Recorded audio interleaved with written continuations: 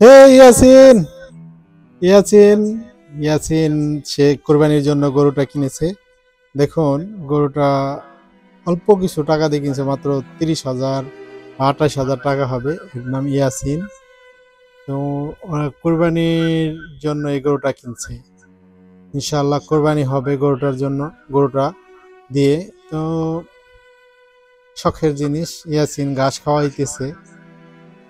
দেখেন, ছোট মোটো একটি গরু।